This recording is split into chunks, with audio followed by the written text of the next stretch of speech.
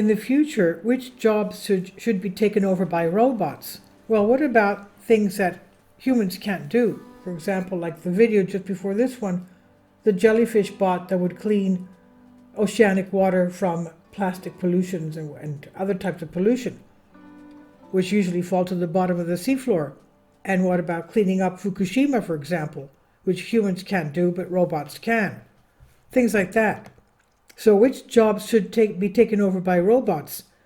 Robots are going to be everywhere in the coming years, but are there some jobs that we should not be too quick to give up? The social separation imposed by the pandemic led us to rely on technology to an extent we might never have imagined, from Teams and Zoom to online banking and vaccine status apps, and now society faces an increasing number of decisions about our relationship with technology. For example, how do we want our workforce needs fulfilled by automation, migrant workers, or an increased birth rate? In the coming years, we also need to balance technological innovation with people's well-being, both in terms of the work they do and the social support they receive. And there is the question of trust. When humans should trust robots and vice versa is a question that our Trust Node team is researching as part of the UKRI Trustworthy Autonomous System Hub, and we want to better understand human-robot interactions based on an individual's propensity to trust others, the type of robot, and the nature of the task. This and projects like it could ultimately help inform robot design.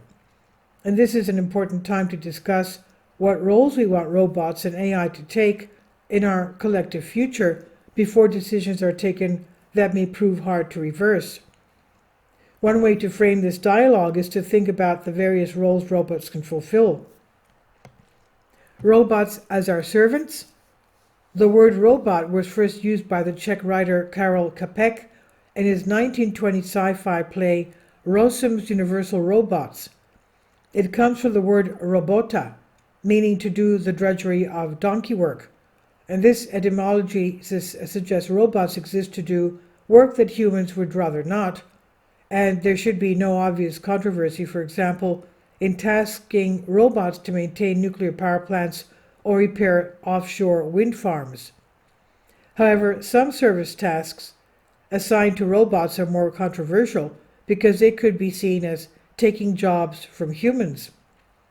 For example, study shows that people who have lost movement in their upper limbs could benefit from robot assistant dressing, but this could be seen as automated tasks that nurses currently perform. Equally, it could free up time for nurses and care workers, currently sectors that are very short-staffed, to focus on other tasks that require more sophisticated human input. Authority figures. The dystopian 1987 film RoboCop imagined the future of law enforcement as autonomous, privatized, and delegated to cyborgs or robots. Today, some elements of this vision are not so far away. The San Francisco Police Department has considered deploying robots, albeit under direct human control, in order to do away with dangerous suspects. But having robots as authority figures needs careful consideration, as research has shown that humans can place excessive trust in them. In one experiment, a fire robot, quote-unquote, was assigned to evacuate people from a building during a simulated blaze. All 26 participants dutifully followed the robot, even though half had previously seen the robot perform poorly in a navigation task. Robots as our companions. It might be difficult to imagine that a human-robot attachment would have the same quality as that between humans or with a pet. However, increasing levels of loneliness in society might mean that for some people, having a non-human companion is better than nothing. The Paro robot is one of the most commercially successful companion robots to date, and is designed to look like a baby harp seal. Yet research suggests that the more human a robot looks, the more we trust it.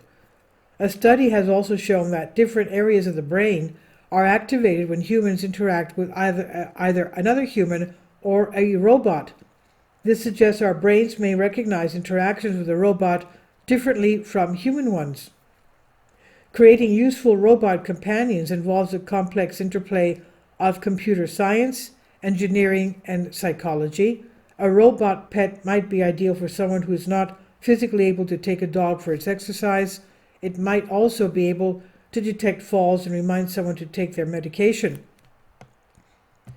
How we tackle social isolation, however, raises questions for us as a society.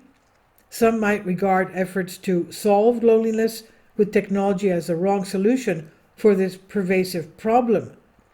What can robotics and AI teach us? Music is a source of interesting observations about the differences between human and robotic talents, committing errors in the ways humans do all the time, but robots might not, appears to be a vital component of creativity.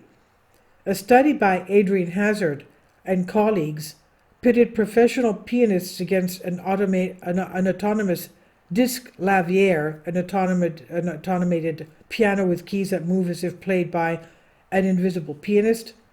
The researchers discovered that eventually the pianist made mistakes, but they did so in ways that were interesting to humans listening to the performance. This concept of aesthetic failure, quote unquote, can also be applied to how we live our lives.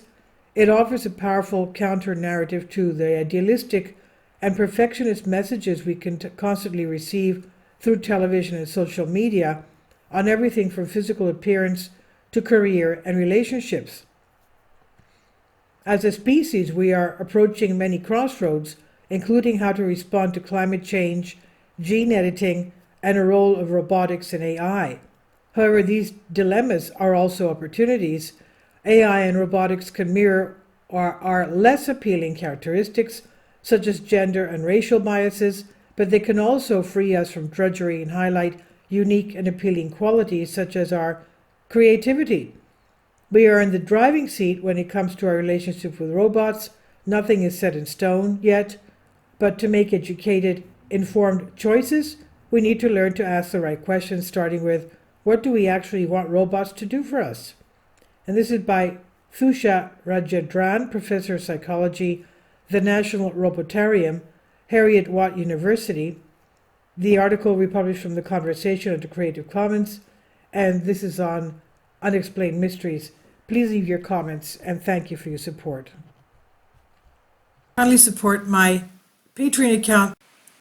The daily posts are 5 videos daily, and they are totally different from what I have on my YouTube channel. Thank you so much for your support and that you find all my content so interesting. You'll find the Patreon account details in the description box below.